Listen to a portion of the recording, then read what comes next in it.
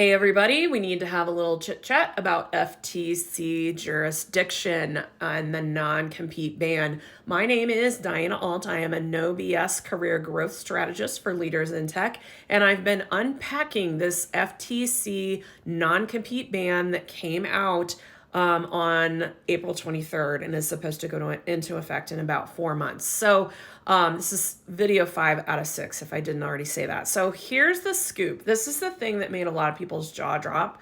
They realize that the FTC mostly does not have jurisdiction over nonprofits. This is a super big deal. Okay, so one of the main sectors that's been adversely impacted by non-competes is actually healthcare. This happens in tech and all kinds of other industries too, but a lot of people that are working in healthcare are working at hospitals and health systems that are considered not for nonprofits. And nonprofits mostly do not go under the purview of the FTC. There are some exceptions. So a company that is a real deal nonprofit operating in ways that are standard for nonprofits and isn't attached to any other organizations that are for profit is very clearly not going to be subject to this ban because they just in general are not part of the FTC.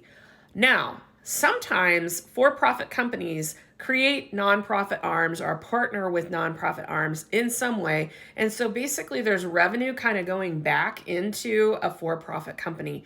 If you are working for a nonprofit that is doing that, then there is a high likelihood that you're actually under the FTC purview since for-profit institutions are subject to this rule, subject to the FTC.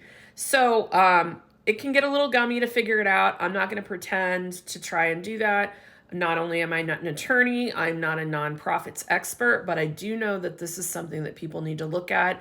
And if you were a doctor that was thinking, oh my gosh, no more non-competes for me, that may or may not be true. If you work for HCA, which is a for-profit health system, you may be okay. But if you work for a clearly nonprofit health system, then, maybe not.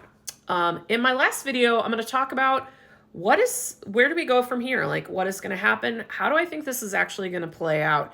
And also, what do I think about it? You may have picked it up from these meetings, but I'm going to talk to you about how I feel about non-competes and the non-compete.